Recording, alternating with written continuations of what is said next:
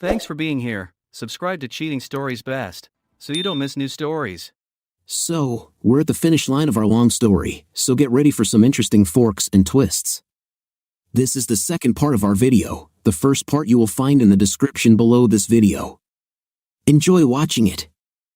I happened to mention that I spent time at Monroe's yesterday to tidy up the plumbing in their bathroom. Have you met the Ice Queen? Ed asked. Edward, I asked you not to call her that, Katie intervened. It's not beautiful, just like she is with us. Ed objected. Yes, I met her, I said. She came to visit her parents while I was working. And what did she say? Ed asked, looking in Katie's direction.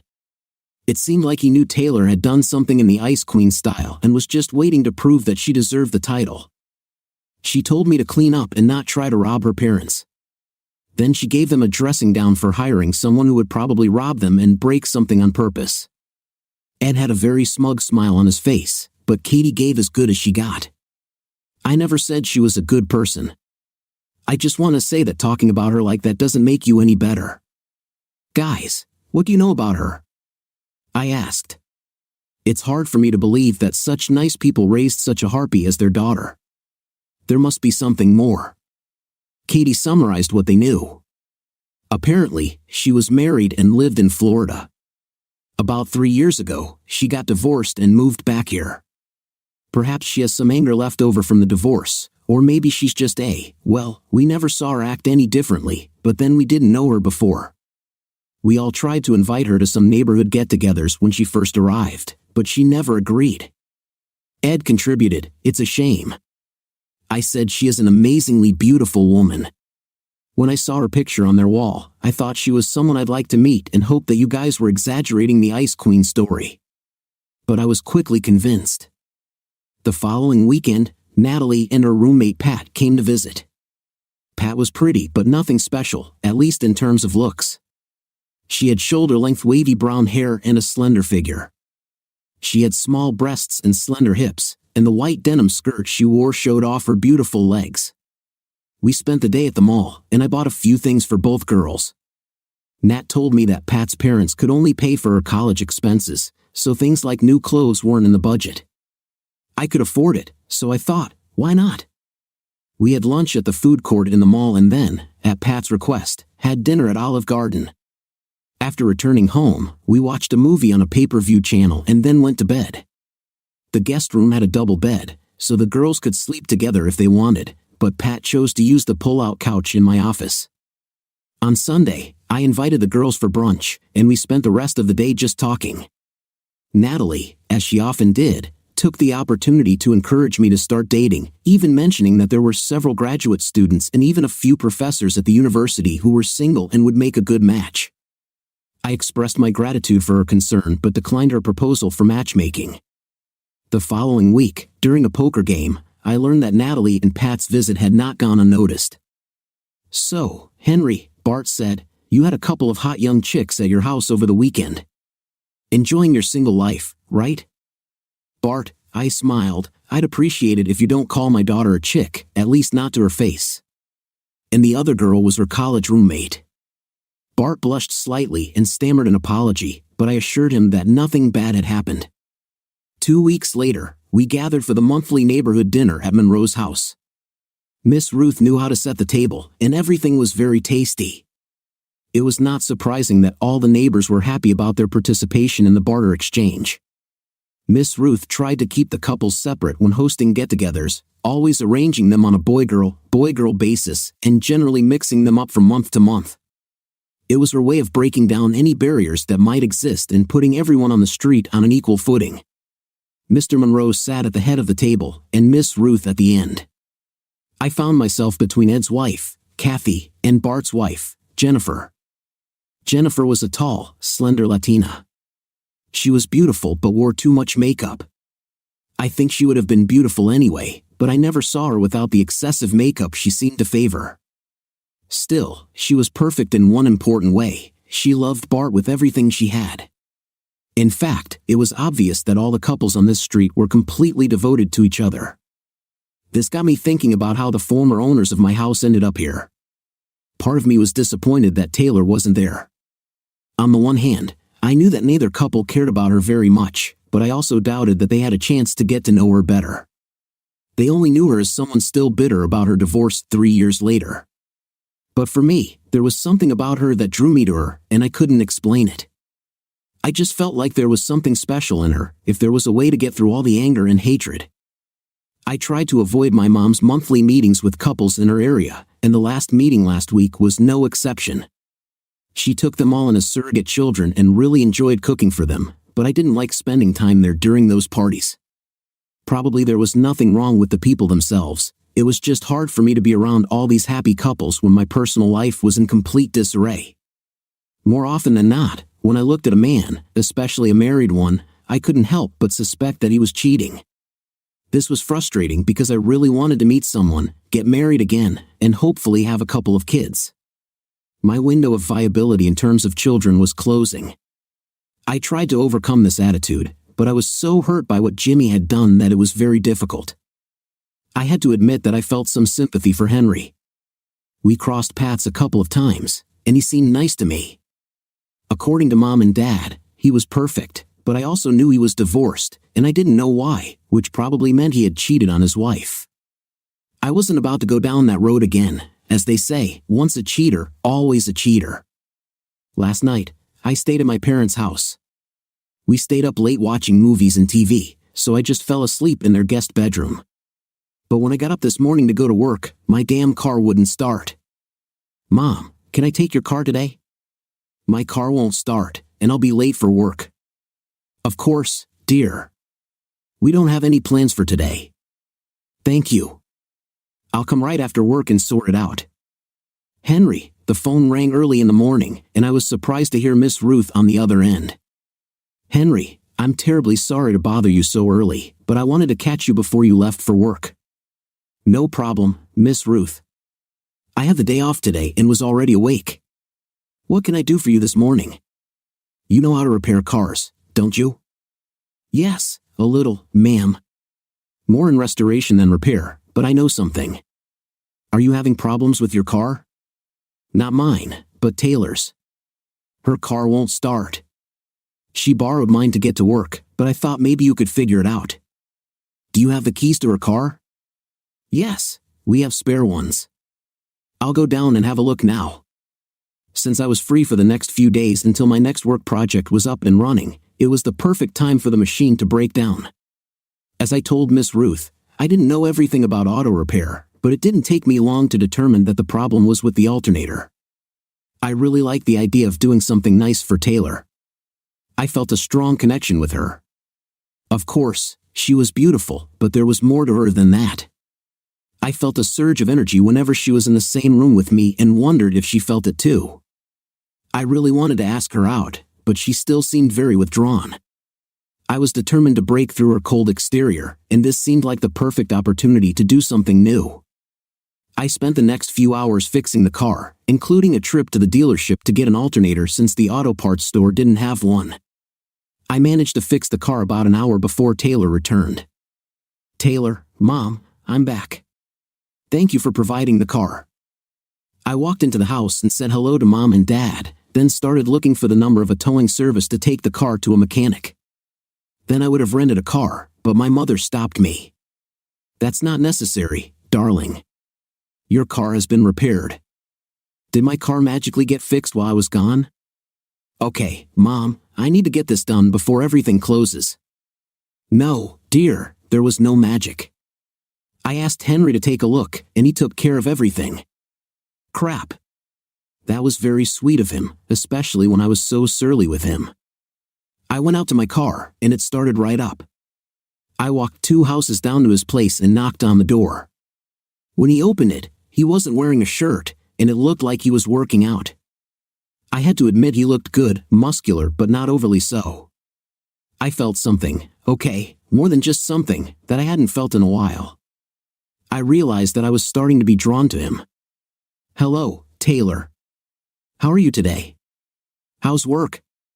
His tone surprised me, as if he was really happy to see me and was genuinely interested in how my day was going. This was in stark contrast to how I usually greeted him. Why was he so nice?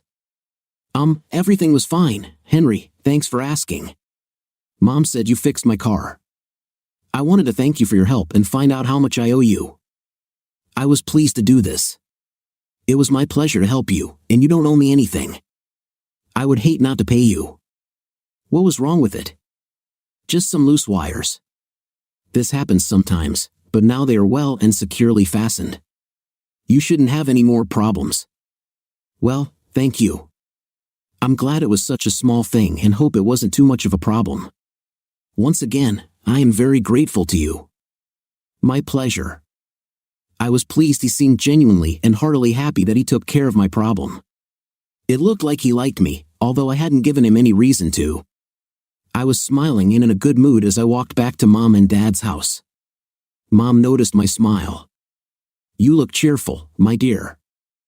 I didn't want to admit that my mood was at least partially okay, mostly due to the conversation with Henry and seeing him shirtless. Oh, just glad it was just a few loose wires and nothing serious. Is this what he told you? Yes, why? Honey, he spent the whole day replacing some parts in your engine. Your dad says it's a $1,400 repair. He only told you it was the wires because he didn't want you to pay him. I don't understand. He didn't say anything about any spare parts. Why didn't he let me pay him? Mom broke out into a huge smile and looked at me as if I were the stupidest person in the world. What do you think, honey? Suddenly, I smiled even wider. Gina, I got into a good rhythm of life with John. We got married shortly after my divorce from Henry was finalized, and I was happy. But the thing is, I wasn't happier, and that surprised me. As much as I loved John, I thought marrying him would be even more amazing than marrying Henry, but it wasn't. It wasn't worse, just different. We still had weekly barbecues with Scott, Andrea, Bill, and Lisa. Life basically continued the same, with the very notable exception of two things. Our children, at least Natalie, still talks to me sometimes, even if it's often accompanied by angry words and a raised voice. Savannah hasn't spoken to John since she found out, other than to tell him not to talk to her again. He periodically tries to contact her, but she still hasn't responded. I think none of us expected such consequences. I mean, Marcy had already moved on, so it wasn't like John left her for me, but Savannah is acting like he did. Since she doesn't talk to us, we don't know exactly what her problem is. But John and I did our best to focus on ourselves. The barbecues were the same, fun and stress-free. None of the other couples expressed any negative reaction to what we did. But the main thing is that we are happy together.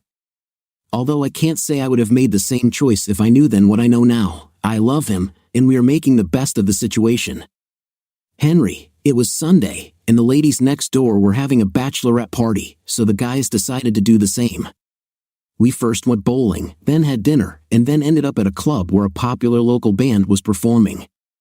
There was also a dance floor, but we weren't going to go there. The wives wouldn't be happy if one of the guys spread out the proverbial carpet with another woman, and I don't really like dancing, at least that's the way it's done these days. The evening went on, and the band was pretty good. I can't deny that we liked to look at some of the women on the dance floor, but that's where our misdeeds ended. Rick saw her first. Isn't that the ice queen in that booth over there? He pointed to a dark corner to the side of the stage. To my surprise, Taylor was sitting there alone. She looked so beautiful.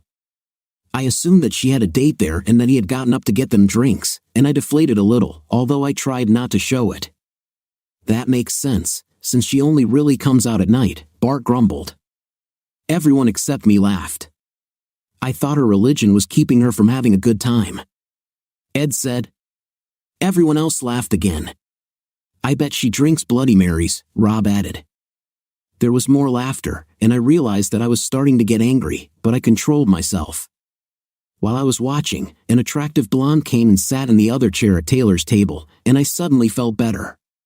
She wasn't on a date, she was with a friend. Where just a minute ago Taylor was looking at her phone, she was now animatedly talking to her friend. As I watched them, two guys came up to the table and asked them to dance. The blonde immediately stood up and took one of the guys by the hand, but Taylor shook her head very calmly and politely. I saw her say, "No, thank you." The guy was clearly disappointed, but he turned and left. I watched this happen 3 or 4 more times until people stopped asking Taylor to dance and started hitting on her friend. After about an hour and a half, I had already drunk several glasses. Okay, it was Diet Coke. I don't like alcohol. I spent the evening watching the band, or more often than not, Taylor. I really thought she was very beautiful. Once again, I watched as her friend joined a guy on the dance floor. As they walked away, Taylor was approached by a guy who looked quite aggressive and was probably a little drunk. He was clearly asking her to dance, and she again politely declined, but this guy got agitated and started arguing with her quite loudly. I wasted no time getting up and heading towards them. As I got closer, I began to hear what he was saying. "You've had your nose buried in this damn phone all evening. This is a dance club. You must dance." "Again, I appreciate your offer, but I'm here to spend time with a friend," Taylor said. He tried to pull her onto the dance floor. "Come on, honey, you'll have fun once you get out on the floor." "Really, I'm not interested. Please leave me alone." Finally, I joined the party. "Hey, buddy," the lady said she wasn't interested. "Why don't you leave? It's a free country, mate, and I'll stay here." "It's none of your business." I looked at Taylor, winked at her, and smiled. When our eyes met, I was lifted by a bright smile which she returned as she looked at me. "You're right. Enjoy your place." I turned to her. "Taylor, would you like to dance?" "My pleasure," she replied. "Thank you." She slid out the other side of the booth because it wasn't moving. I took her hand and led her to the dance floor. I looked at the guys, and the shocked expressions on their faces were priceless. Suddenly, the drunk guy became less interested in taking that particular seat. The song was mid-tempo, but we danced together as if it were a slow ballad. Although not too close, we looked into each other's eyes. "So it looks like you've gotten into the habit of saving me," Taylor said. "You are worthy of salvation," I replied. I swear I felt her flinch a little when I said that, in a good way, like I'd struck the right chord. "Thank you for such a nice compliment. It's strange that it's always you who saves me. I wonder why that is." I looked into her eyes again. "I think it's fate." I felt how we connected. I don't even remember ever experiencing this with Gina, even though it's been 20 years. There was something almost otherworldly about it, and I agreed. Our eyes never lost contact. We kissed. My soul caught fire. I could swear I was glowing from within. If the guys were shocked when I took Taylor to the dance floor, I can only imagine what their expressions were like at that moment. I saw her friend watching us with a look of complete shock on her face. I felt Taylor's head rest on my shoulder. We continued dancing for several songs, never changing what we were doing, no matter the tempo of the song, until I finally broke the silence. "Hey, were you driving the car or was your friend?" "She was driving. She came to pick me up at my apartment. And I want to take you home." Realizing that it sounded a little like I had something attractive on my mind, I stumbled to correct myself. "I mean, I want you to come home with me." "Better. So, can I be the person to take you home?" She smiled and giggled slightly while I tried to control myself and my abnormal tongue. "I would like that, and I'm ready to go if you're ready. Let me just tell Karen that I'm leaving." While she was doing this, I went to my table to tell the guys that I was leaving. They all looked rather embarrassed. "Henry," Ed said, "we regret the things we said. If we knew something was going on with you, we wouldn't have said anything." "It's okay, guys. No problems, really. But in the future, if I hear the words Ice Queen in reference to her again, we'll have some words. See you later, guys." Taylor, I have no idea what prompted the hands of fate to line up all my ducks in a row, excuse the ambiguous metaphor, but I was so excited about this turn of events. I wasn't even planning on meeting Karen tonight, and suddenly here we are. I was so excited I almost wanted to thank that drunk guy for bringing Henry to my rescue. "Looks like you met someone," Karen said as I approached her. "He's damn cute." "It's that guy, Karen, the one I told you about." "You mean the guy who lives next to your parents?" "Are you kidding? What are the chances of this happening?" "I don't know, but he wants to give me a ride home. Will you be okay here alone?" Of course. I have a few more friends here with whom I can team up. I look forward to hearing all about it. Okay, see you at work tomorrow. I quickly caught up with Henry, grabbing his hand as we got closer. Experiencing another small shock, I felt like a schoolgirl on a first date. I almost wanted to giggle and say that we would be fine. He opened the door of his pickup truck and helped me into it. I knew this was his work vehicle, so I was impressed by how clean it was and how nice the cabin smelled. I regretted that he didn't have a sofa, do they still make those, so I could sit next to him. He slowly pulled to the side and drove onto the road. I put my hands on my knees, not knowing what else to do with them, and he just reached out, took my left hand with his right, and held it while we drove, as if he had done this a million times and it was the most natural thing in the world. I liked it. One of the things that disappointed me about Jimmy was his submissive nature. Obviously, this left him open to Healy's influence, but sometimes it annoyed me. I liked that Henry was a man who took responsibility. As we drove, I felt the need to break the silence. Thanks again for dealing with that guy for me. He acted like a real idiot. Well, a beautiful woman like you makes men make fools of themselves. That's all. How the hell does he always manage to say exactly what he needs to say? I wondered if he could understand the effect he was having on me. Can I ask you a personal question? Taylor's voice brought my attention back from my feet to him, where it belonged. I wondered what deep, dark secret I was going to reveal because I knew I would tell him anything. Of course, Henry. Do you like ice cream? It was not what I expected, but I agreed. Actually, yes. He just smiled, and before I knew it, we were stopping in front of Baskin-Robbins. Out of habit, I started to open the door, but he just put his hand on mine. Wait, let me do this. Outwardly, I pretended to be calm, but inside, everything was screaming with joy. Had I really met a nice guy who knew how to treat a woman, and was he interested in me? I smiled as he opened my door and took my hand to help me out of the truck. We went inside and grabbed a cone, eating mostly in silence, but he never stopped looking into my eyes. Finally, he drove me back to my apartment and walked me to the door. Even though we started the evening apart, I began to think of it as our first date. And first dates always end awkwardly. But as with everything else, I was wrong again. I'm leaving in the morning for work out of town, which will keep me busy all week, so I won't be back until next weekend. Can I ask you out again when I get back? I looked into his deep brown eyes. I could get lost in them if I wasn't careful, and I really wasn't in the mood to be careful. Yes, Henry, I would like that. We'll talk when you get back and make a plan. Fine, although I don't like the idea of waiting that long. Thanks for a great time, Henry.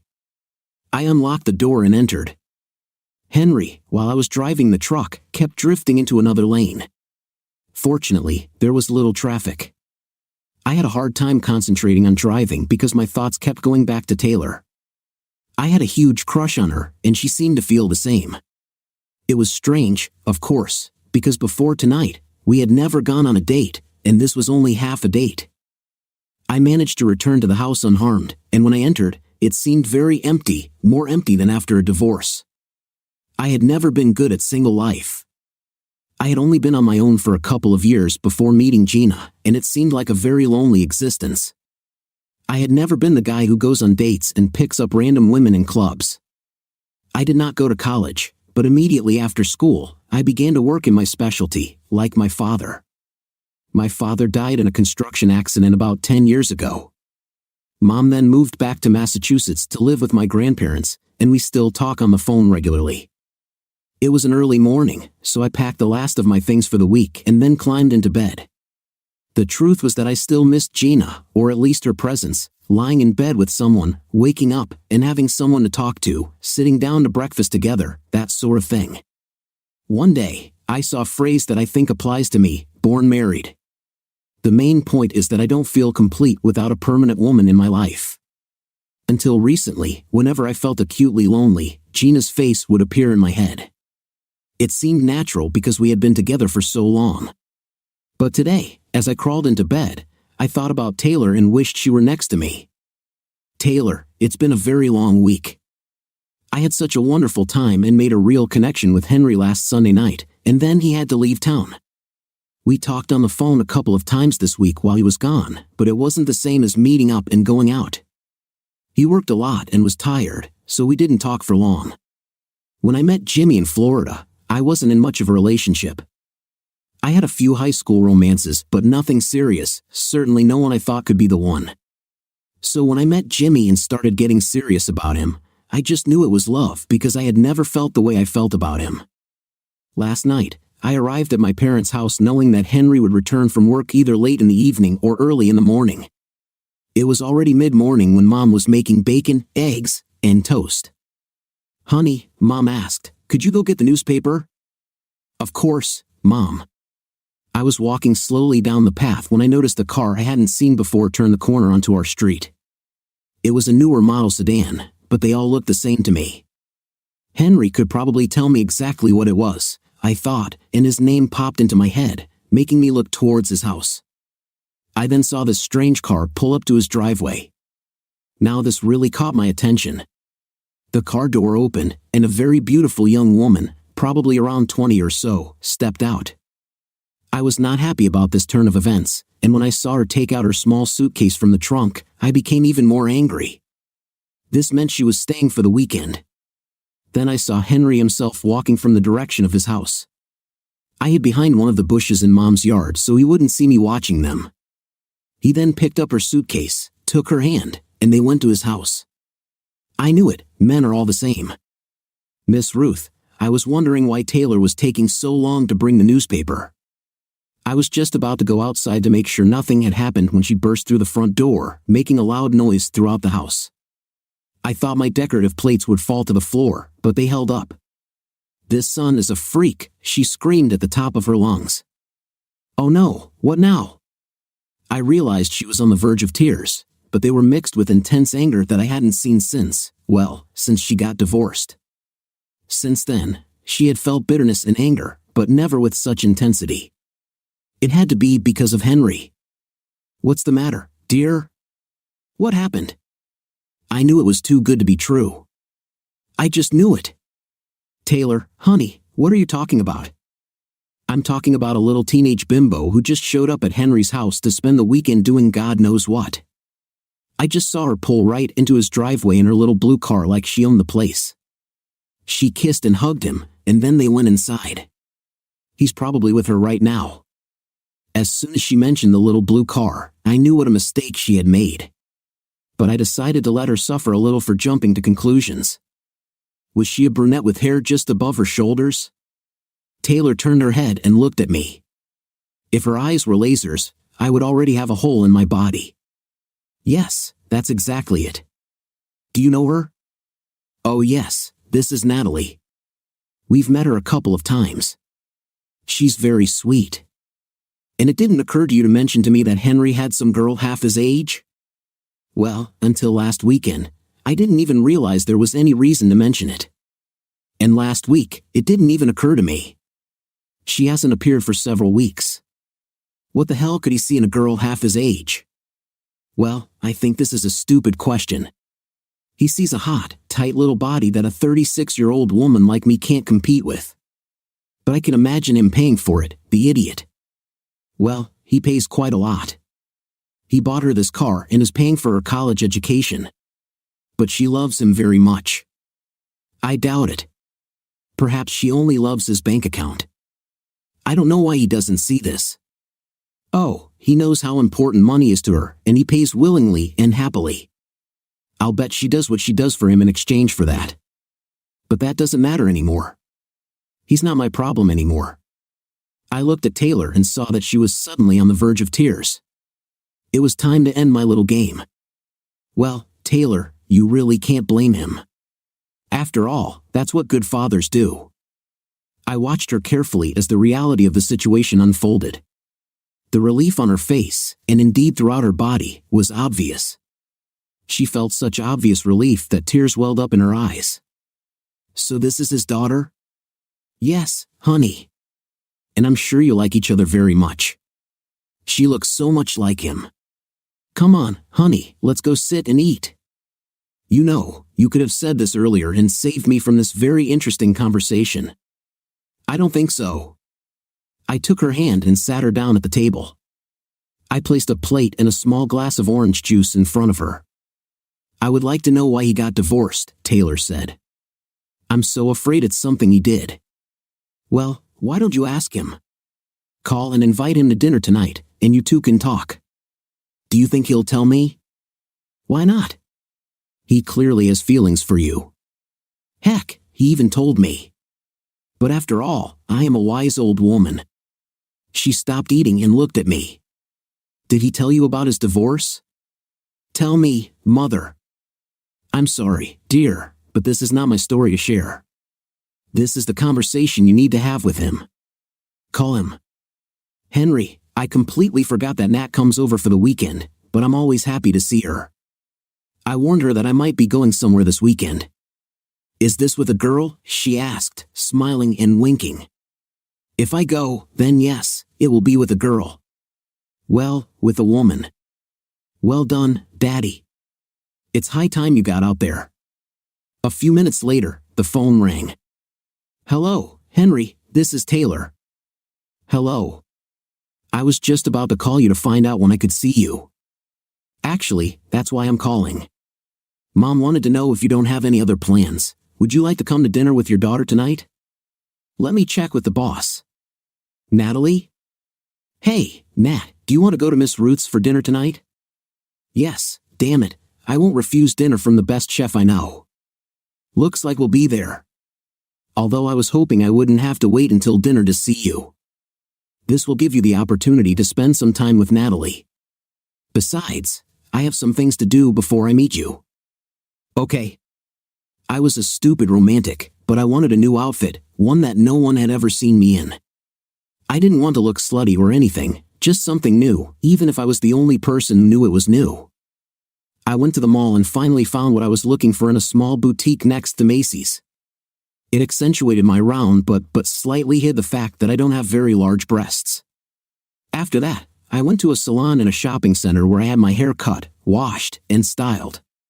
Finally, I went to Ulta and bought some new makeup.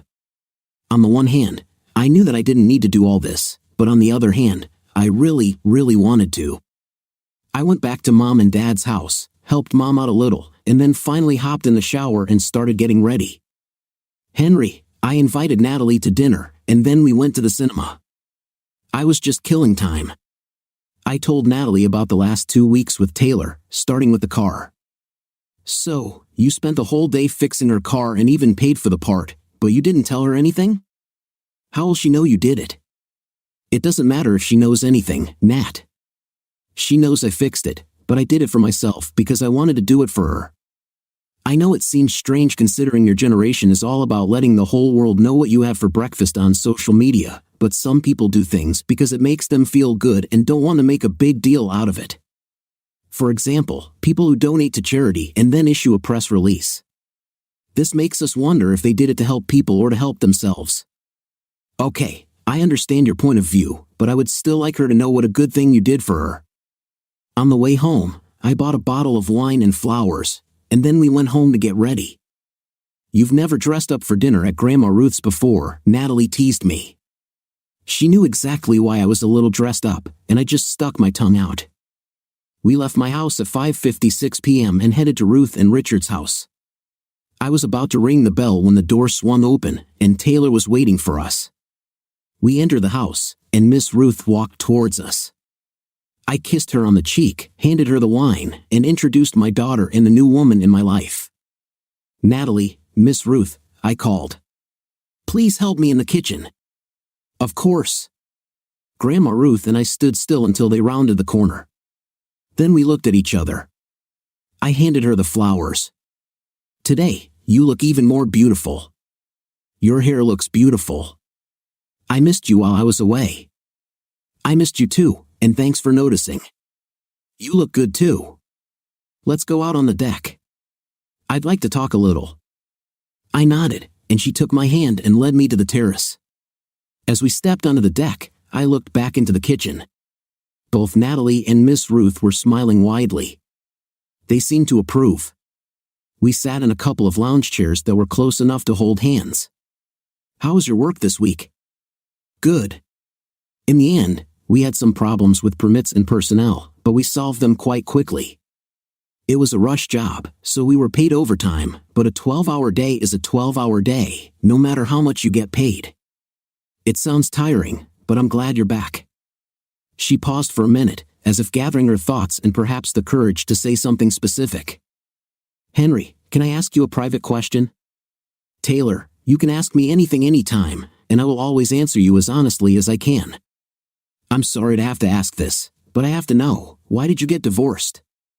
Wow, you immediately went to personal topics. I made myself more comfortable in the chair. I'll make a deal, I'll tell you mine if you tell me yours. Agreed. Well, in general, my wife left me for another man. You know why? I suspected that she was trying to find out if I had done something to push Gina into the arms of another man. Basically, did I cheat on her, hit her, or do anything that led to Gina leaving me? I told her the whole story, from John and Gina's college affair to the eventual divorce, and then my decision to move away and start over. Do you know how they are doing? Does she regret her decision? As far as I know, everything is fine with them. Anyway, I haven't heard anything to the contrary, but I prefer not to hear about them. N respects that. I can't believe she just left a perfectly good marriage like that. I mean, you may have had some problems, but at least from your point of view, everything was fine. If she was unhappy with something, she didn't share it with me. Well, it was a pretty disgusting thing to do. But on the other hand, if she hadn't done it, you wouldn't be sitting here with me right now. You know, I had the same thought. Okay, it's your turn. I listened in shock as she talked about the end of her marriage to Jimmy. It's no surprise she had issues with anger and trust when it came to men and relationships. He had completely betrayed her. 3 years had passed, and she was still suffering from it. I gently squeezed her hand and, looking into her eyes, said quietly, I'm sorry for what he did, Taylor. We're not all like that. She looked at me with what I hoped was affection in her eyes. I could see that she was fighting back tears, even now. I know that now, Henry. You showed it to me. Thank you. Our thoughts were interrupted by Natalie's voice coming from behind us. Miss Taylor, Dad, dinner is ready. We got up and went into the house. Natalie, I was so happy watching my dad find someone. He mentioned Miss Taylor in passing a couple of times, but I had no idea they had any kind of relationship, let alone that it developed the way it actually turned out. While they were walking on the deck, I mentioned this to Grandma Ruth, and she told me in more detail what happened last weekend at the club.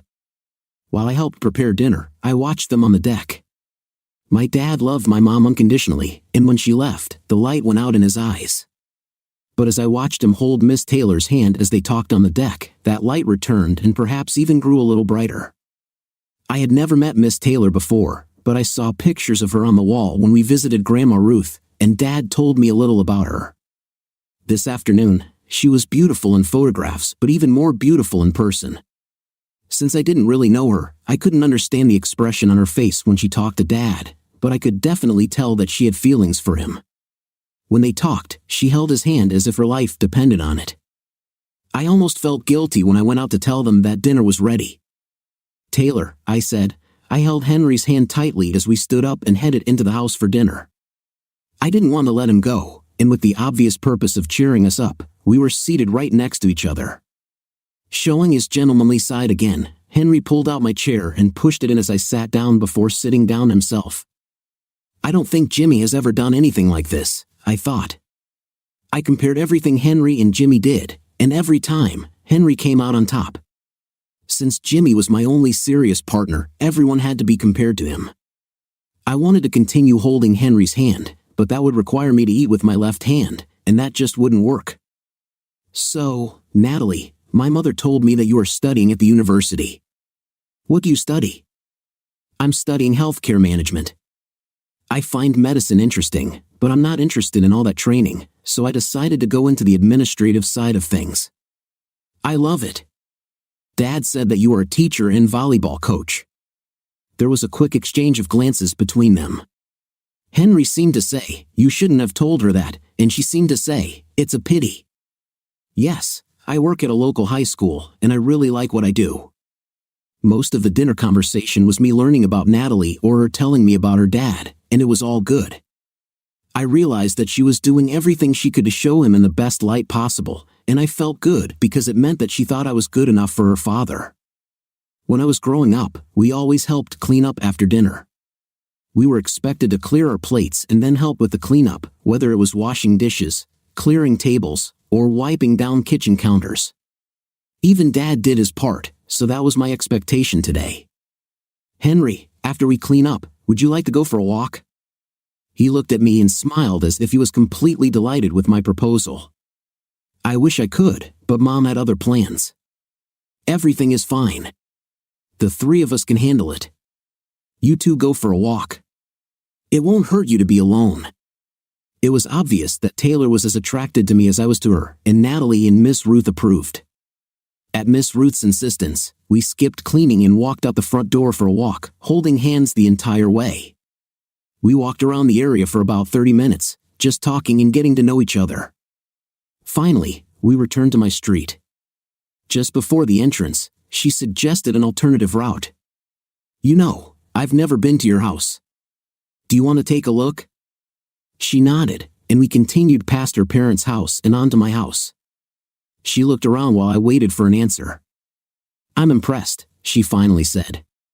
"Since you're a bachelor, I expected to see a keg in the corner and posters of women in bikinis on the walls." Without missing a beat, I replied, "Oh, it's in the bedroom." I caught a look that could have knocked me off my feet, and I burst out laughing. "I'm just kidding, honey. Just kidding." "You better be," she began to say, but then her expression changed. "Do you realize you just called me sweetheart?" "I'm sorry, maybe I went too far, but that's how I imagined you." She gave me the sweetest look and then said, "It's true.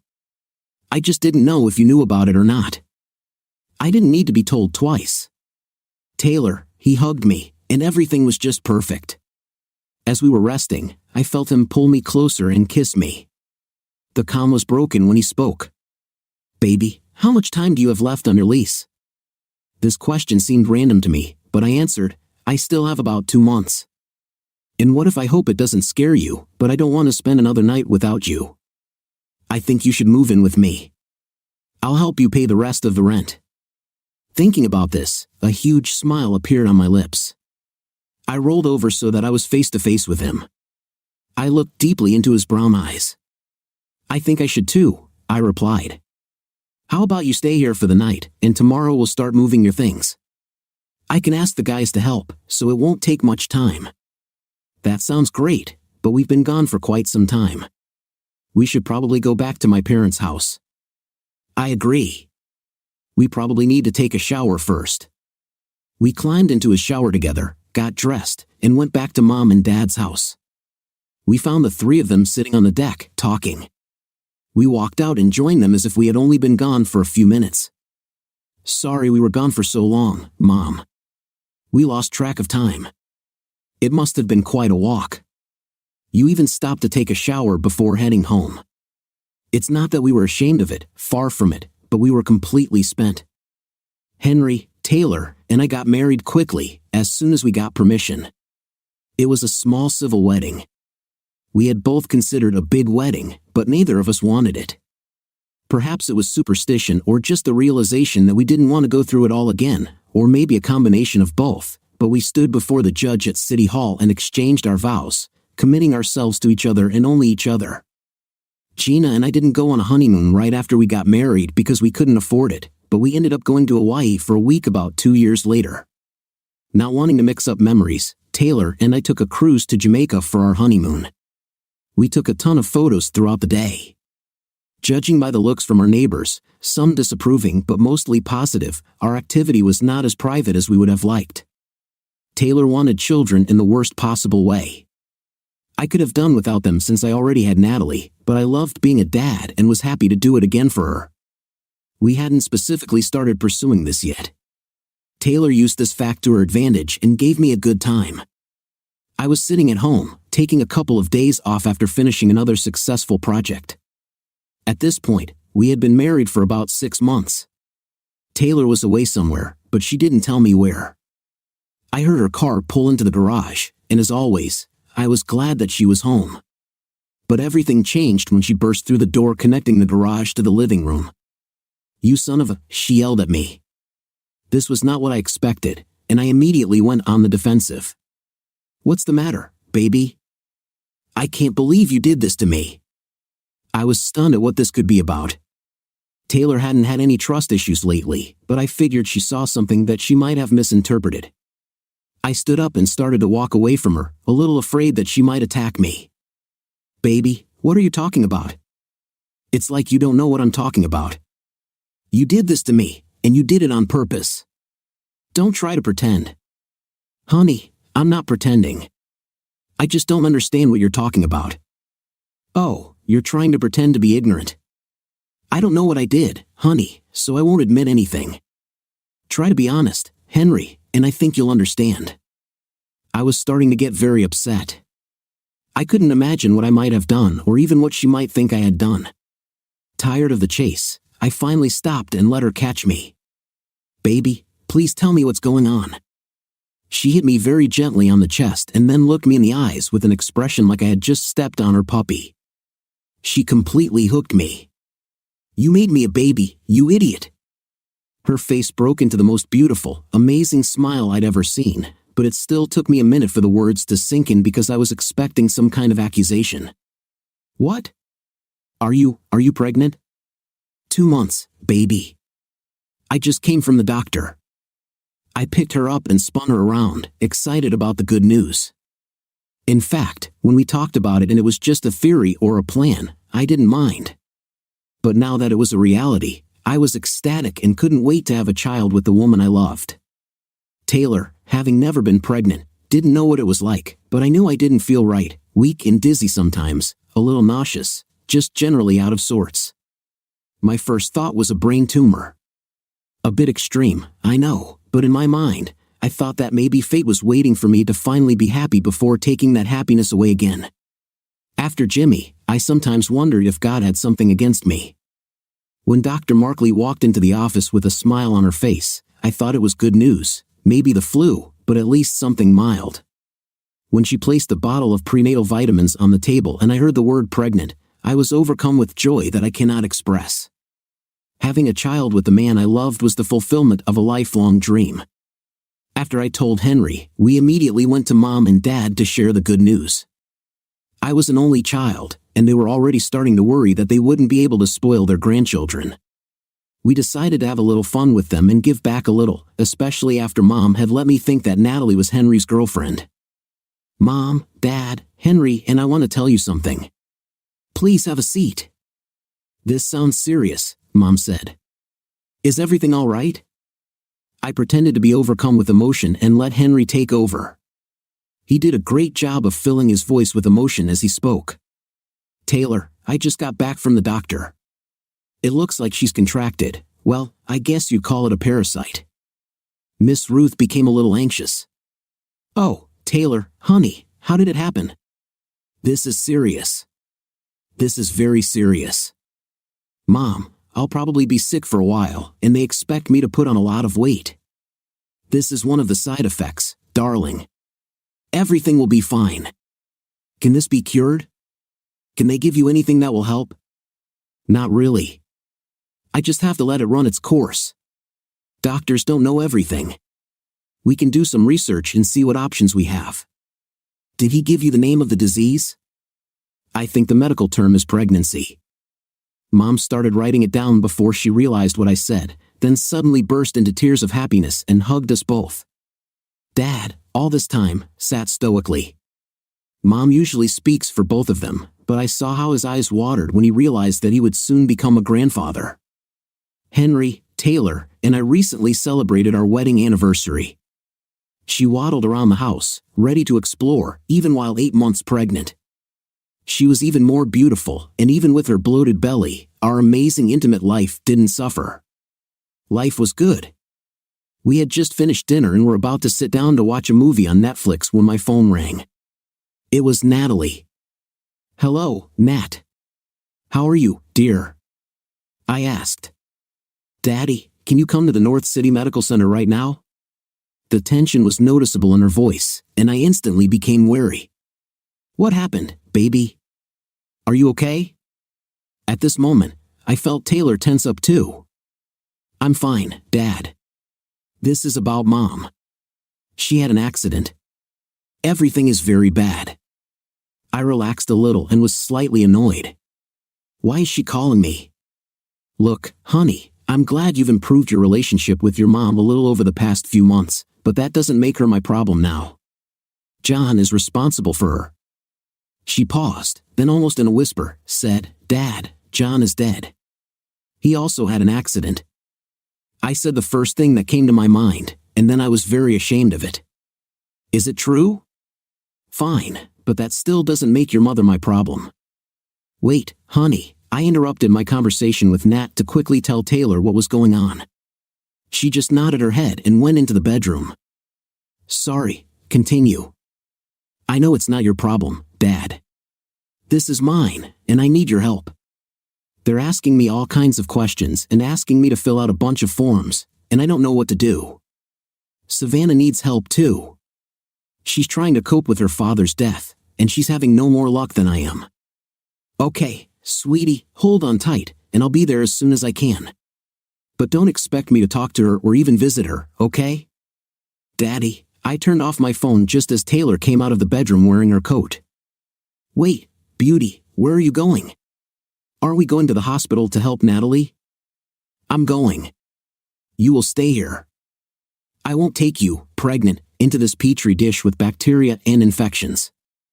But, baby, I want to be close to you. I know, honey, but I don't want you to catch anything. It'll be boring, and you'll feel uncomfortable, but I promise to keep in touch with you, okay? She pouted but relented. Okay, but you'd better keep me informed as if I were standing next to you. I got to the hospital and went up to Gina's floor. I stopped at the nurse's desk and was directed to the waiting area, where I found Natalie. She hugged me tightly and brought me up to date. It looks like Mom will survive, but she will need physical therapy. She broke her left leg and arm, but otherwise, her injuries were mostly superficial. Do you know what happened? An officer is with her now. He said he would fill me in on the matter after he talked to my mother. A few minutes later, the policeman left Gina's room. Miss Weston, thank you for your patience. It sounds like your mom is very lucky. She will not face any charges, as she was just a passenger. Excuse me, what are the charges, and who are you? I asked. This is my daughter, and I'm helping her with paperwork for my ex-wife. Well, preliminary toxicology reports indicate that Mr. and Mrs. Hartman were both under the influence, although actual levels have not yet been determined. Since Mrs. Hartman was a passenger, she will not face any charges. And since Mr. Hartman is deceased, obviously nothing can be done about him. However, there could be a civil issue with the other owner of the car, so she should be prepared. I'd like to clarify, officer, just so we're clear on what you're talking about. John and Gina were both apparently drunk or on something, and they got into an accident for which they were at fault. Is that correct? Yes, sir. What about the people from the other car? There have been no deaths, fortunately, but there have been a few concussions and broken bones, and of course, their car is totaled. It will depend on how good their insurance is. Okay, officer, thank you very much. I'll go check on my mom. I sat down to wait and see what would happen next. As Natalie walked into her mom's hospital room, I sent Taylor a quick message and then pondered the turn of events. Part of me thought that this would never have happened if Gina had still been with me, since I didn't drink alcohol. But partly, I felt sorry for her. No matter how she behaved towards me, in the end, her husband was dead, and now she faced her golden years without the man she loved.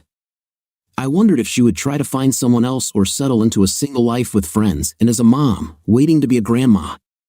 She would have to work, which she only did for a short time right after college and before she and I got married. She'd probably have to sell the house, and she'd probably want to. I can't imagine this house being anything more than a reminder of the two men she no longer has. My thoughts were interrupted by Natalie's appearance from her mother's room.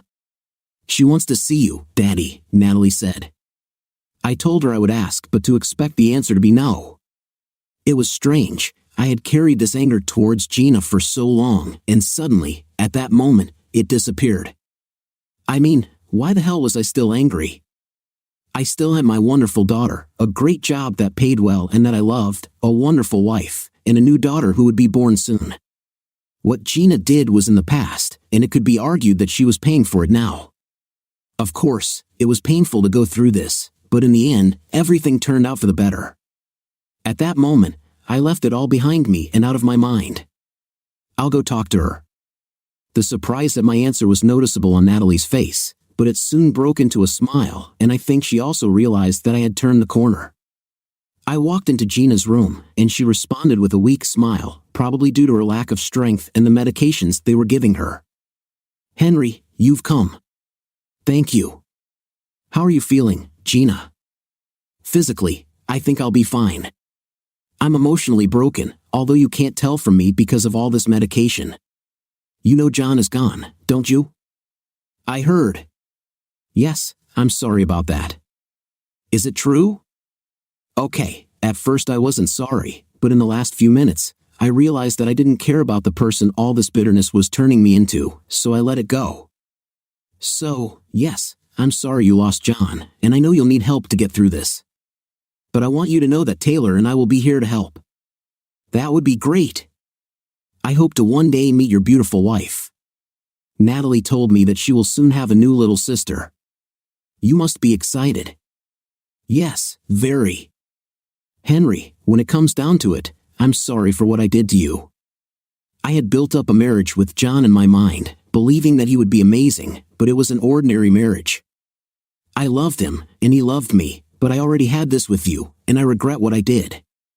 I think deep down I knew that you would never share me, and that gave me a reason to be with John.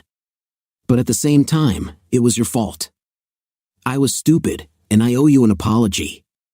Consider that everything is forgotten and you are forgiven. Gina, this is already in the past. Friends? Definitely. I think this is just the first of big changes for me. With John gone, I'll have to sell the house and find a job. I do not know how. I don't have any skills. Just focus on getting better. When the time comes, just call me. I'll help you get a job somewhere." "That would be great." "Henry, thank you." I said goodbye, wanting to get back to Taylor as soon as possible. All the paperwork with Gina was done, so all that was left was to get her well. I walked out of the room and saw that Savannah had joined Natalie. I walked over and hugged her. "How are you holding up, Savvy?" "I'm fine, Uncle Henry. I could use some help with the paperwork, but other than that, I'm fine." "I'll help you. Let's go." Paperwork in the morgue was different from working with living patients. I'd never handled paperwork for a deceased person before, but we got through it by talking as we went along. "I know you haven't spoken to your father for a long time. I hope it wasn't because of me." "No, it was because of my mother. I think she wished Dad would find someone else, but her family and friends, you guys were all so important to her.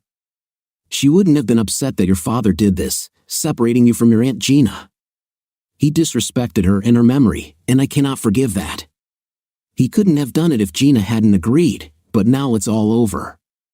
If you need anything, Savvy, call me." "Well, since you started talking about it, I turned out to be an orphan and therefore need new parents. May I interest you in Aunt Taylor?" I asked. "Darling, it would be an honor for us. In fact, you're coming home with me and Nat tonight." "I think we should all be together," I replied. And that's exactly what we did. When we finally finished at the hospital, we all met at the house. Just for fun, as I walked Savannah through the front door, I announced to my very pregnant wife, "It's a girl." "Henry, I just turned 50 years old, and I'm amazed at the changes that have happened in my life over the past 9 years. Since that morning when Gina asked me to play and share, Savannah and Natalie got married. I married them both off. Natalie married her longtime boyfriend, Michael. They live in an apartment nearby, and Natalie has just announced that she is 3 months pregnant. Savannah met a guy on her first day at her new job, and it was love at first sight. They got married after only knowing each other for 2 months, but they have 2 children and love each other very much. The kids call Taylor and me Grandma and Grandpa. I got Gina a job as a personal assistant for one of our competitors. I interviewed her and gave her a good recommendation. He told me that hiring her was one of the best decisions of his life. They finally got married last year after Gina had resisted the idea of a third trip to the altar for some time. Taylor and I are very happily married, and we have made our dream of having a big family come true. Not only do we have Nat, Savvy, and their husbands and grandchildren, but Taylor spent virtually the entire first 5 years of our marriage pregnant. Samantha is 8, Jasmine is 7, Nathan is 5, and baby Carmen just turned 4. Taylor is a wonderful mother, and I love her more and more every day. But we were too fertile together, so after Carmen was born, we had the procedure done. Miss Ruth is still with us, but 6 years ago we lost Richard. He lived to see the birth of his first 2 grandchildren, and for that, we are all very grateful. Miss Ruth still lives in her home, and we visit her every day to make sure she is being cared for. Soon we will sell both houses and move to a larger one together, as the children are growing every day and we will need more space. What do you think of this story? Which part was better? I like the second part better, because the main character found his happiness and found a good woman and a mother for his child. Write in the comments your stories and share your impressions. Until new videos.